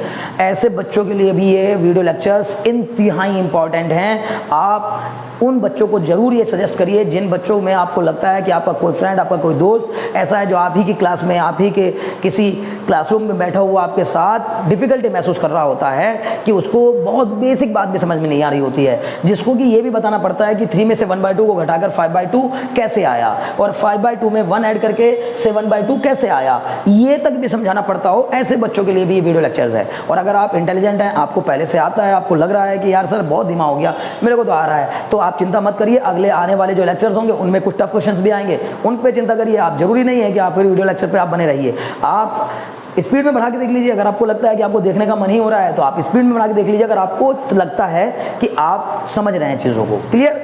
लेकिन मैं ये सोचकर वीडियो लेक्चर बना रहा हूँ कि उन बच्चों की हेल्प की जाए जो बच्चे चारों तरफ इधर उधर 10 जगह घूमने के बाद भी यहाँ से लेकर वहाँ तक कहीं उनको सोल्यूशन नहीं मिला, कहीं उनकी प्रॉब्लम को नहीं समझा गया, नहीं सुना गया। तो उन बच्चों की प्रॉब्लम को सुलझाने और समझाने के लिए मैं यहाँ पर इन क्वेश्चंस को इतने धीमे अंदाज में करा रहा हूँ, नहीं तो ये एक्सरसाइज अब तक कभी की खत्म हो चुकी होती। ठीक है ना?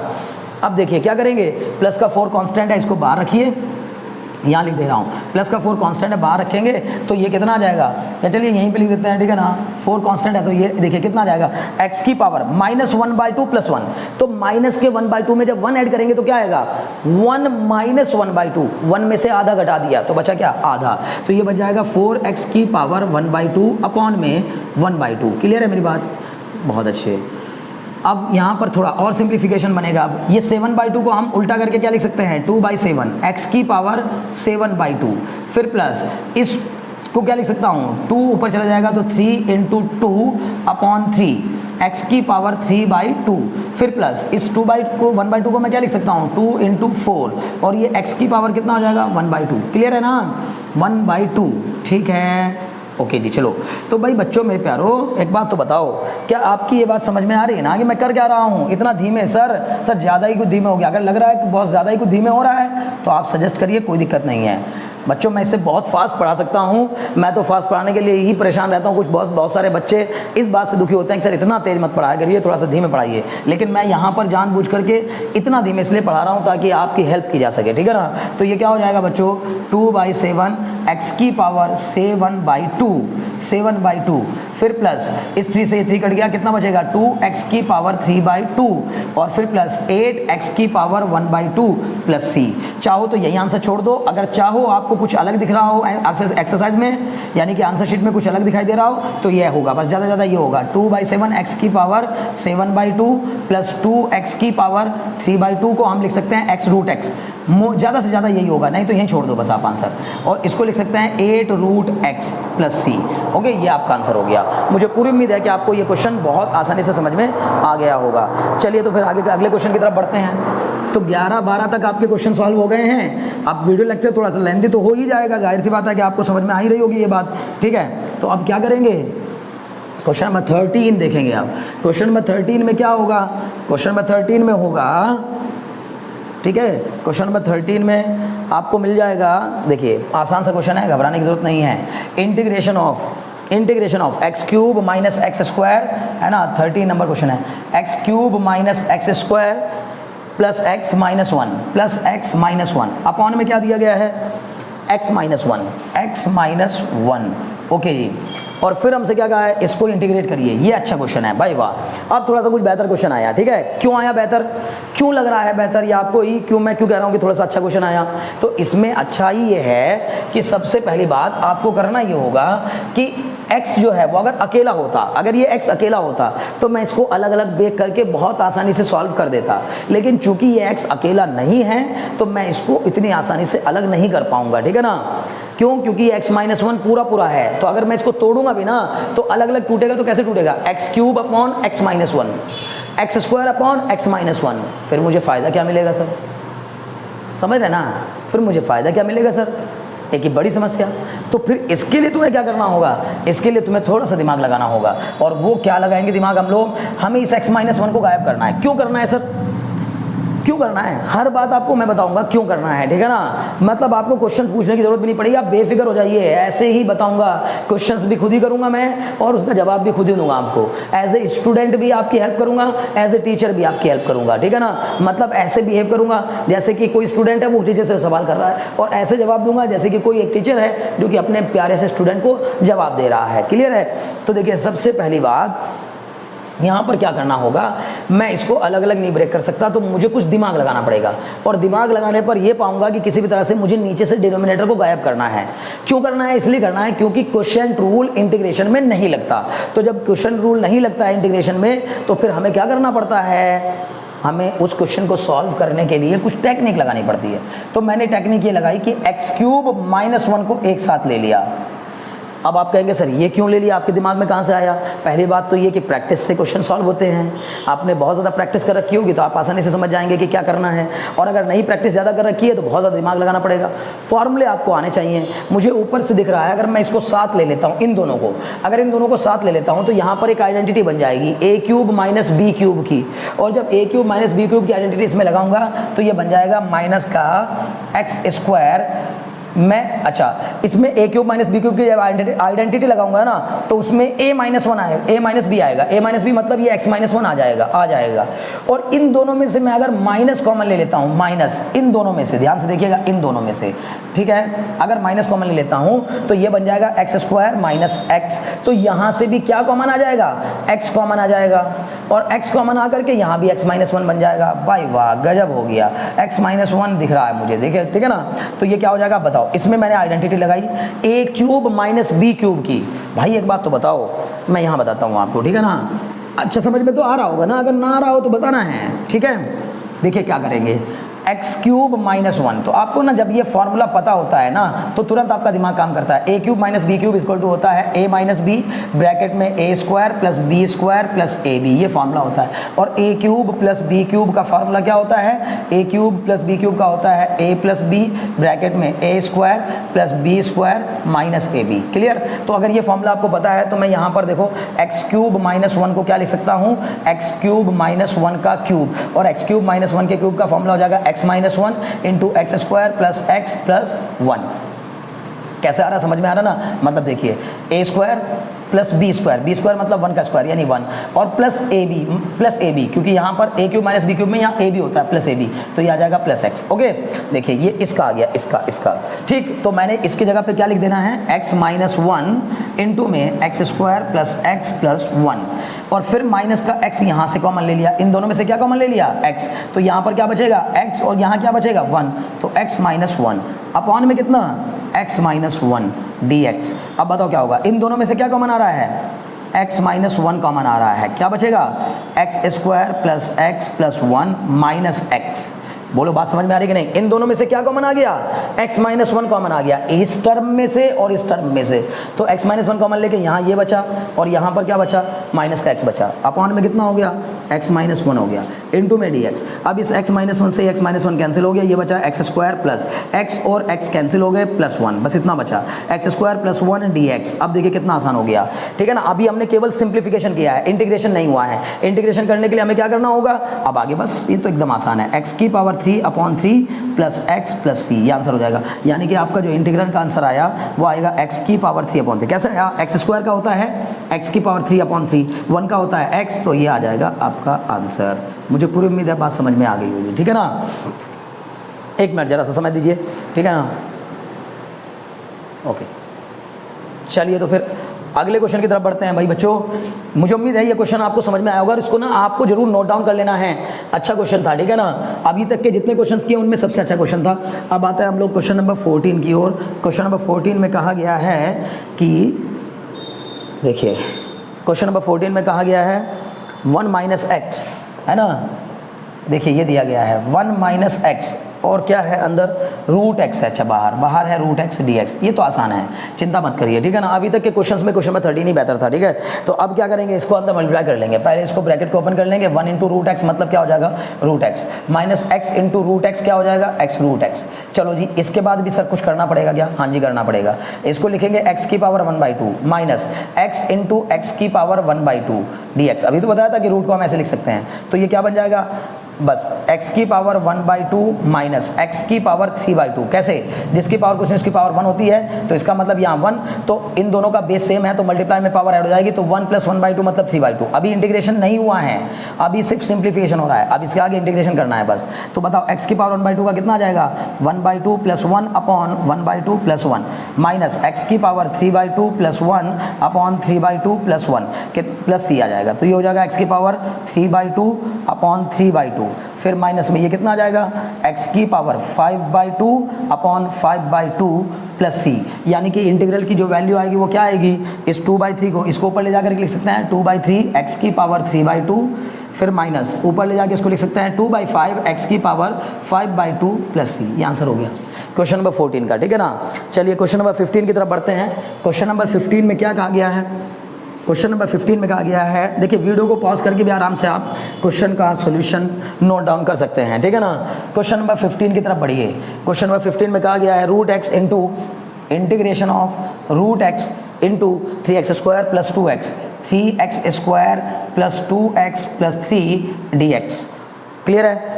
अब देखिए सबसे पहली बात, इसको इंटीग्रेट करने के लिए हमें क्या करना होगा, पहले इसको सिंप्लीफाई करेंगे, तो ये बन जाएगा 3x²। देखो रूट एक्स को मैं लिख सकता हूँ x की पावर 1/2, x की पावर 1/2। अब थोड़ा सा तेजी से चलिए भाई, है ना, समझ रहे हो, समझ तो आ गया होगा ना, कॉन्सेप्ट तो क्लियर हो रहा है ना। तो बस देखिए क्या करूँगा, अंदर इस x की पावर 1/2 को मल्टीप्लाई कर दूंगा, तो ये बन जाएगा 3x की पावर 2 + 1/2 मतलब 5/2 करके देख लीजिएगा, प्लस 2 x की पावर 1 यहाँ है और x की पावर 1/2 यहाँ है, मल्टीप्लाई करेंगे तो 1/2 + 1 मतलब 3/2 हो जाएगा। क्या हो जाएगा, 2x की पावर 3/2 प्लस 3x की पावर 1/2 dx। अब बस इसको इंटीग्रेट करना है, तो इसका आंसर क्या आएगा, आप डायरेक्टली यहाँ से इंटीग्रेशन का साइन हटा देंगे, ये आ जाएगा 3x की पावर 7/2 अपॉन 7/2। कैसे किया समझ में तो आ रहा होगा ना, x की पावर 5/2 प्लस 1 अपॉन 5/2 प्लस 1, और 5/2 प्लस 1 जब करोगे तो करके देखना यही आएगा।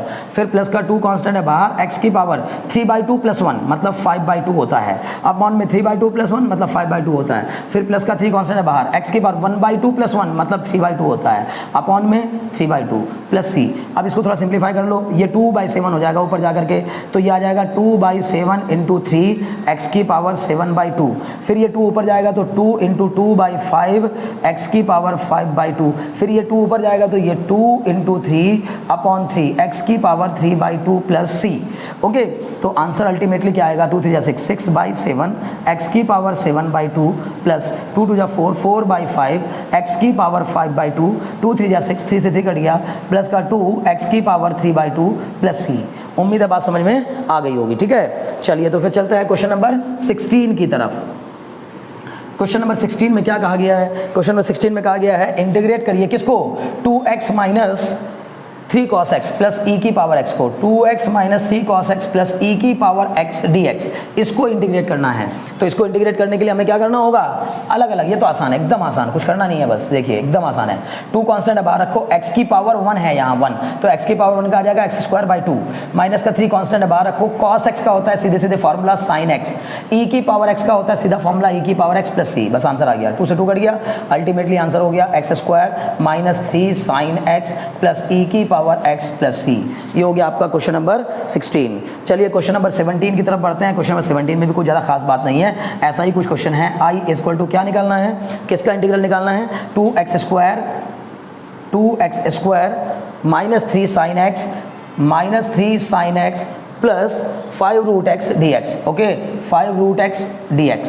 चलो जी, इसको करना है तो रूट एक्स का, अच्छा एक चीज़ और याद रख सकते हैं आप, स्क्वायर रूट ऑफ एक्स है ना, मतलब स्क्वायर रूट ऑफ एक्स का हम तुरंत जब भी देखें ना तो फॉर्मूला दिमाग में बैठा लो कि स्क्वायर रूट ऑफ एक्स कहाँ कहाँ आया था। देखिए यहाँ कहीं आया था स्क्वायर रूट ऑफ एक्स, अच्छा ये रहा, हाँ, एक्स की पावर 1/2 मतलब स्क्वायर रूट ऑफ एक्स। तो इसका सीधे सीधे याद कर लो कि 2/3 एक्स की पावर 3/2 होता है, क्योंकि रूट एक्स बहुत बार आता है क्वेश्चन में। ठीक है, बट नहीं भी कर रहे हो तो कोई दिक्कत नहीं है। चलो क्या आएगा, ये आ जाएगा आपका 2 कॉन्स्टेंट है बाहर रखो, एक्स की पावर 2 का आ जाएगा एक्स की पावर 3/2, सॉरी एक्स की पावर 3/3, फिर माइनस 3 साइन एक्स का क्या होता है, minus cos x, sine x का इंटीग्रेशन माइनस कॉस एक्स, फिर प्लस का 5 कांस्टेंट है बाहर रखो, एक्स की पावर 1/2 हो गया, ये एक्स की पावर 1/2 मतलब इसका आएगा एक्स की पावर 3/2 अपॉन 3/2 प्लस सी। तो ये सब मिला जुला कर क्या बन जाएगा, 2/3 एक्स की पावर 3 माइनस माइनस प्लस हो जाएगा, ये हो जाएगा 3 कॉस एक्स, और प्लस ये 2 ऊपर चले जाएगा तो ये आ जाएगा 10/3 एक्स की पावर 3/2 प्लस सी। मुझे उम्मीद है बात समझ में आ रही होगी। भाई मैंने बहुत बेसिक बातें समझा दी ना, अगर चाहते तो हम इस एक्सरसाइज को बहुत जल्दी, मतलब ये एक्सरसाइज में कुल मिला के टोटल 22 क्वेश्चन है, तो ज़्यादा से ज़्यादा 22 मिनट की ही एक्सरसाइज है, इससे ज़्यादा की है भी नहीं, ठीक है ना। लेकिन फिर भी मैं बार बार आपसे कह रहा हूँ कि मुझे आपको समझाना मेरा मकसद है, मुझे अपनी कोई परीक्षा नहीं देनी है, मुझे अपना टैलेंट नहीं झाड़ना है, ना अपनी इंटेलिजेंस शो करनी है आपको, ठीक है ना भाई। मैं आपको अपनी इंटेलिजेंस शो करके करूँगा भी क्या, मैं उससे मुझे कुछ नहीं मिलने वाला। मुझे इससे मिलेगा कि अगर मैं आपको आसान आराम से समझाऊँ, थोड़ा टाइम लगाऊँ, बट आप अंदर से खुश हो जाए, आप सेटिस्फाई हो जाए, संतुष्ट हो जाए, आपको लगे यार वाकई मज़ा आ रहा है। कुछ भी अब करने की ज़रूरत नहीं, कहीं और जाने की ज़रूरत नहीं है, आप आराम से, आपको इस वीडियो इस मतलब इस चैनल पर आपको आराम से पूरा कंटेंट भी मिलता चल जाएगा, धीमे धीमे मिलेगा, एकदम से नहीं मिलेगा, लेकिन आप परेशान मत होइए, मिलेगा ज़रूर। बस आपको लगातार अपना प्यार बनाए रखना है, अपना साथ बनाए रखना है मेरे साथ, और इन वीडियोज़ को शेयर करते रहना है। जितना ज़्यादा आप शेयर करेंगे उतना ही ज़्यादा लोगों तक मेरी रीच होगी, और जितने ज़्यादा लोगों तक मेरी रीच होगी उतना ही मुझे मोटिवेशन मिलेगा, और जितना ज़्यादा मुझे मोटिवेशन मिलेगा उतना ही मैं दम लगाकर मज़ेदार तरीके से पढ़ा पाऊंगा। मुझे पूरी उम्मीद है कि आप इस बात को समझ रहे होंगे। चलिए ठीक है, तो क्वेश्चन के साथ साथ कुछ बातें भी समझनी होती हैं भाई। ओके, तो क्वेश्चन नंबर 17 पे आ जाइए। क्वेश्चन नंबर 17 में क्या कहा गया है, देखिए क्वेश्चन नंबर 17 में कहा गया है इंटीग्रेशन ऑफ, अच्छा 17 तो करा दिया भाई, हो गया ना 17, आप बता क्यों नहीं रहे हो। क्वेश्चन नंबर 18 की बात करते हैं, ठीक है ना। तो क्वेश्चन नंबर 18 में सर कहा गया है sec x बाहर है, sec x और ब्रैकेट के अंदर क्या है सर, ब्रैकेट के अंदर है sec x in plus 10x dx। Okay जी, ठीक है, ये भी एकदम आसान क्वेश्चन है, ठीक है। i इज इक्वल टू क्या लिखेंगे इसको, ब्रैकेट खोल करके ये बन जाएगा sec² x प्लस ये बन जाएगा sec x इंटू 10x और ये क्या हो जाएगा आपका dx। अब sec स्क्वायर x को इंटीग्रेट करूंगा तो क्या आएगा, सीधे सीधे फॉर्मूला बताया था मैंने, अभी आते ही सबसे पहले रिकॉल भी कराए थे फॉर्मूले। तो sec स्क्वायर x का इंटीग्रेशन डायरेक्टली होता है क्या 10x और sec x 10x का इंटीग्रेशन डायरेक्टली होता है क्या sec x। तो आंसर आ जाएगा 10x plus sec x plus c। ये आपका आंसर हो गया क्वेश्चन नंबर 18 का। चलिए ठीक है ना, तो अभी आते हैं क्वेश्चन नंबर 19 की तरफ। मुझे पूरी उम्मीद है कि आप ये क्वेश्चन समझ पा रहे होंगे और मजे कर रहे होंगे, ठीक है ना। चलिए तो क्वेश्चन नंबर 19 को देखते हैं। क्वेश्चन नंबर 19 में कहा गया है integration of sec square x upon cosec square x, ठीक है ना, sec square x upon cosec square x dx। तो इसको कैसे सिंप्लीफाई करूं, थोड़ा सा दिमाग लगा लेते हैं। क्या दिमाग लगा लें सर, sec स्क्वायर x ऐसे मत कर देना, हो सकता है किसी किसी के दिमाग में भी आए कि सर sec स्क्वायर x का डायरेक्टली 10x और cosec स्क्वायर x का माइनस cot x। ऐसे नहीं होता है कि ऊपर वाले का ऊपर कर दिया नीचे वाले का नीचे कर दिया, नहीं नहीं, ना तो इसमें चेन रूल लगता और ना ये प्रोसेस लगता है कि ऊपर वाले को ऊपर इंटीग्रेट कर दिया और नीचे वाले को अलग से इंटीग्रेट कर दिया और फिर जो आया उसको डिवाइड करके आंसर लिख दिया। नहीं, अलजेब्रा नहीं है बच्चों, कैलकुलस है, कैलकुलस। समझ पा रहे हैं ना, बहुत अच्छे। तो फिर ये बच्चों यहाँ पर हो जाएगा sec स्क्वायर एक्स को मैं क्या लिख दूंगा 1 अपॉन कॉस स्क्वायर एक्स। पहले मैं इसको सिंप्लीफाई करूंगा, sec और cos एक दूसरे के अपोजिट होते हैं, तो sec स्क्वायर को लिख दिया 1 अपॉन कॉस स्क्वायर और cosec स्क्वायर को लिख दिया 1 upon sine square x dx। तो ये बन जाएगा, ये साइन स्क्वायर एक्स ऊपर चला जाएगा, ये बन जाएगा sine square x upon cos square x dx। बोलो हो जाएगा कि नहीं, ये बाहर वालों को बाहर मल्टीप्लाई ऐसे होता है ना और ऐसे होता है, तो ये तो चला जाएगा ऊपर और ये चला जाएगा यहाँ। तो साइन स्क्वायर एक्स इंटू 1 मतलब साइन स्क्वायर एक्स और cos square x into 1 cos square x. ये बन जाएगा बच्चों tan स्क्वायर एक्स। अब सर tan स्क्वायर एक्स का डायरेक्ट कोई फॉर्मूला होता है क्या, नहीं होता। tan स्क्वायर एक्स का डायरेक्ट नहीं होता और इसमें चेन रूल भी नहीं लगता कि हम कहेंगे पहले पावर का कर लेते हैं फिर tan x का कर देंगे, नहीं। तो फिर अब क्या करेंगे सर, फिर ढूंढेंगे ऐसा कोई फॉर्मूला जो कि हमें पता हो इंटीग्रेशन में, जिसके फॉर्मूले की वैल्यू हमें पता हो या जिस चीज का फॉर्मूला हमारे पास पहले से मौजूद हो, ऐसे टर्म में इसको तोड़ने की कोशिश करेंगे। तो फिर 10th क्लास में आपने पढ़ा होगा 1 plus tan square x is equal to sec square x. तो फिर tan स्क्वायर एक्स को क्या लिख सकते हैं sec स्क्वायर एक्स माइनस 1। तो इसका मतलब इस tan स्क्वायर एक्स को मैं लिख सकता हूं sec square x minus 1 dx। अब बताइए जरा क्या हो जाएगा, ये I is equal to integrate करूंगा तो sec स्क्वायर एक्स का डायरेक्ट फॉर्मूला होता है, आप चाहो तो ऐसे लिख दे, यहाँ लिख दे रहा हूँ एक बार sec square x minus 1 dx। तो बताइए sec स्क्वायर एक्स का क्या होता है tan x और 1 का क्या होता है x। तो I इज इक्वल टू क्या आ जाएगा tan x minus x plus C. ये आपका आंसर होगा क्वेश्चन नंबर 19 का। चलिए अब क्वेश्चन नंबर 20 की ओर बढ़ते हैं। क्वेश्चन नंबर 20, धीरे धीरे हम लोग चले जा रहे हैं अपनी मंजिल की ओर। चलिए तो क्वेश्चन नंबर 20 क्या कह रहा है, क्वेश्चन नंबर 20 में कहा गया sir 2 minus 3 sine x, 2 minus 3 sine x upon में कितना कॉस स्क्वायर एक्स dx। तो बच्चों क्या करेंगे, ये हो जाएगा 2 अपॉन कॉस स्क्वायर एक्स, अलग अलग तोड़ दिया, minus 3 sine x upon cos square x dx। अगर मेरा एक्सरसाइज सॉल्व कराना मेरा मकसद होता ना तो मैं बहुत जल्दी करा दिया होता, मैं बार बार कह रहा हूँ। सिर्फ करना क्या है, मकसद ये है कि आपको एक एक क्वेश्चन और बड़े मजे के साथ समझाऊं, आपको एक एक क्वेश्चन बहुत ईजिली समझ में आ जाए, मजा आए आपको उसको करने के बाद, ठीक है। तो आप देखिए मैंने इसको अलग अलग तोड़ दिया, क्यों, क्योंकि डिनोमिनेटर में केवल एक टर्म था। जब डिनोमिनेटर में सिर्फ एक टर्म होता है तो उसको अलग अलग तोड़ना आसान हो जाता है। अब इसको लिख देंगे 2, 1 अपॉन कॉस स्क्वायर होता है sec स्क्वायर, तो ये बन जाएगा 2 sec स्क्वायर एक्स माइनस, अब ये भी देखिए साइन अपॉन कॉस, चलो मैं आपको ऐसे दिखाता हूँ, ये sine x upon cos x into में 1 अपॉन कॉस एक्स। मैं इसको लिख सकता हूँ कि नहीं बताइए, ये हो गया आपका dx और यहाँ पर ये मैंने अलग dx कर दिया, ठीक है ना। अब देखिए ये क्या बन जाएगा 2 sec स्क्वायर एक्स का तो डायरेक्ट हो जाएगा, 2 कांस्टेंट है बाहर, sec स्क्वायर एक्स का इंटीग्रेशन क्या हो जाएगा tan x माइनस 3 कांस्टेंट है बाहर। मैंने पता क्या किया है, 3 को बाहर रख के साइन बाई कॉस, इस कॉस स्क्वायर को 2 हिस्सों में तोड़ लिया, cos x into cos x। तो साइन अपॉन कॉस हो जाएगा आपका tan, तो ये हो जाएगा आपका tan x और 1 अपॉन कॉस हो जाएगा आपका sec x dx। और मैंने अभी तो बताया था थोड़ी देर पहले आपको sec x tan x किसका इंटीग्रेशन होता है, sorry sec x tan x का इंटीग्रेशन क्या होता है, तो 2 tan x minus sec x tan x का इंटीग्रेशन होता है सिर्फ sec x प्लस सी। ये आंसर आ गया, ठीक है ना, क्वेश्चन नंबर 20 का। मुझे पूरी उम्मीद है आपने इस क्वेश्चन को भी आसानी से समझ लिया होगा। आराम से धीरे धीरे वीडियो को पॉज करके भी देख सकते हैं, बहुत इजीली समझ में आ जाएगा। मैं एक एक स्टेप कर रहा हूँ, कोई भी स्टेप खा नहीं रहा हूँ, ठीक है ना, हर एक स्टेप आपके सामने है। क्वेश्चन नंबर 21 की तरफ बढ़ते हैं। चलिए जी, पहली बात, क्वेश्चन नंबर 6 से लेकर क्वेश्चन नंबर 20 तक के क्वेश्चन सॉल्व हो गए, मामला ओवर हुआ। बचे दो क्वेश्चन, एक क्वेश्चन नंबर 21 और क्वेश्चन नंबर 22, ये दोनों ऑप्शनल क्वेश्चन है, मतलब कि ऑब्जेक्टिव क्वेश्चन है, ठीक है ना। तो ऑब्जेक्टिव क्वेश्चन में इसने हमसे पूछा है find the anti derivative of root x plus 1 upon root x. देखिए, इसको करने के लिए ज़्यादा दिक्कत करने की जरूरत नहीं है, मुझे एंटी डेरिवेटिव बताना है किसका, root x plus 1 upon root x का, और मेरे सामने चार ऑप्शन भी रखे हुए हैं। एंटी डेरिवेटिव का मतलब वही है इंटीग्रेशन, ठीक है ना। इससे पहले हमने हालांकि root x plus 1 upon root x को एंटी डेरिवेटिव निकाल लिया है, रूट एक्स का निकाल रखा है, ठीक है। तो सीधे आप करिए, खत्म करिए, ज़्यादा दिमाग मत लगाइए। ये हो जाएगा x की पावर 1/2 प्लस, इसको ऊपर ले जा करके लिख सकता हूँ x की पावर -1/2 dx, ठीक है। ऊपर ले जा करके मैंने ऐसे लिख दिया भाई, x को लिखा x की पावर 1/2 और ये हो जाएगा 1 अपॉन x की पावर 1/2, ये 1/2 ऊपर जाएगा तो x की पावर -1/2 हो जाएगा। इसका बन जाएगा x की पावर 3/2 अपॉन 3/2, फिर प्लस इसका हो जाएगा x की पावर -1/2 प्लस 1, तो -1/2 में जब +1 करते हैं तो 1/2 आता है, और अपॉन में भी क्या आ जाएगा 1/2 प्लस c।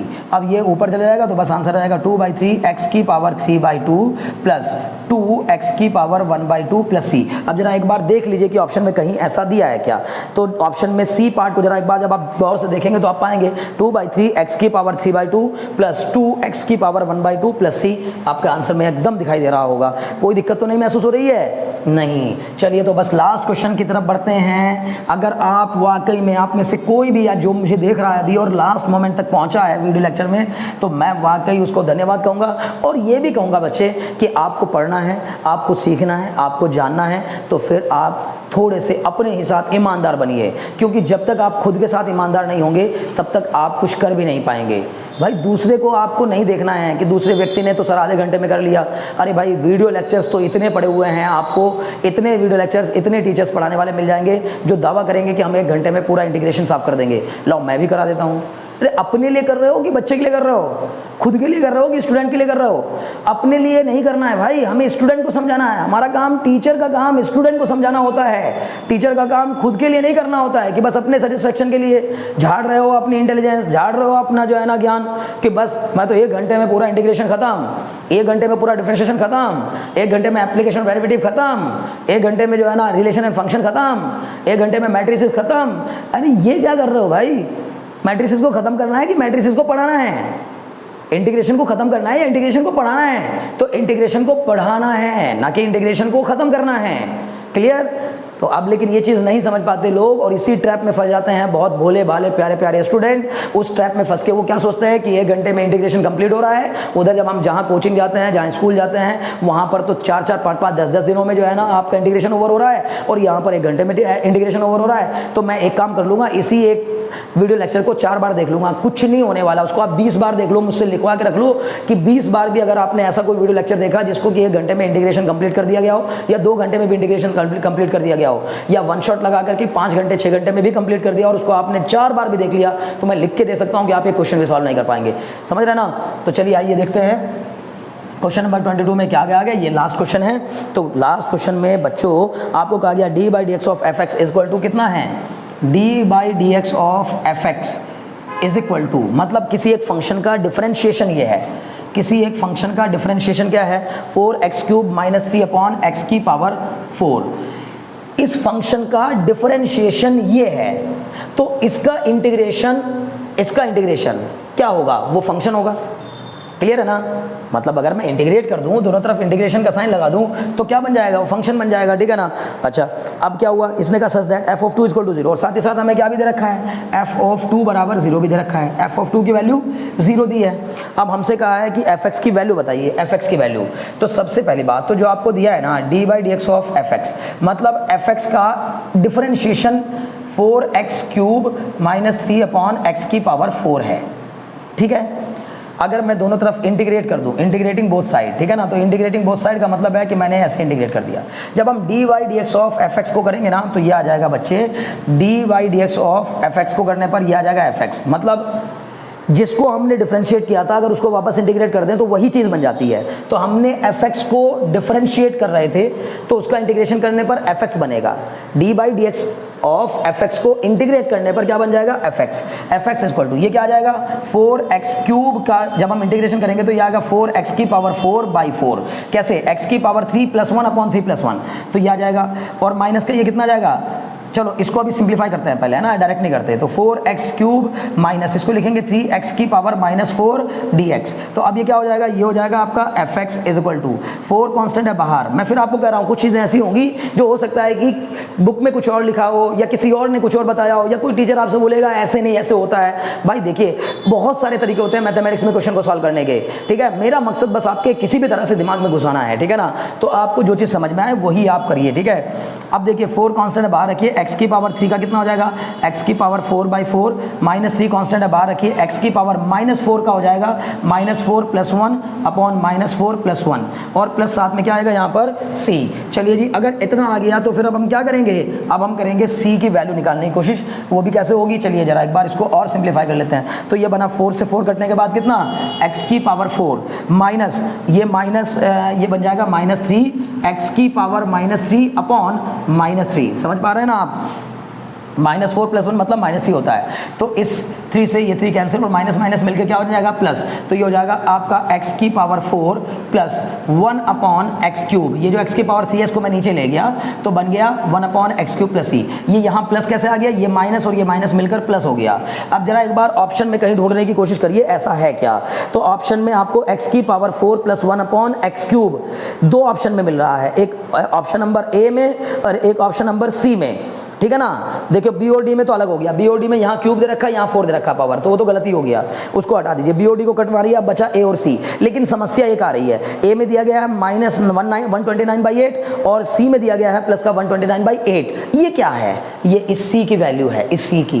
तो हमें वो सी की वैल्यू भी निकालनी पड़ेगी। तो हमने पहले तो क्या पता कर लिया, एफ एक्स पता कर लिया। अब हमें क्वेश्चन में दिया गया था, अकॉर्डिंग टू क्वेश्चन कहा गया था कि एफ ऑफ 2 बराबर 0 होगा। एफ ऑफ 2 का मतलब जब हम यहाँ एक्स को 2 से रिप्लेस करेंगे तो यहाँ भी x को 2 से रिप्लेस करेंगे, तो इसका मतलब ये हो जाएगा 2 की पावर 4 प्लस 1 अपॉन 2 की पावर 3 प्लस c बराबर 0। 2 की पावर 4 मतलब 2 जा 4 2 जा 16, ये हो जाएगा 16 प्लस 1 अपॉन 8 और प्लस c बराबर 0। बोलो हो जाएगा कि नहीं।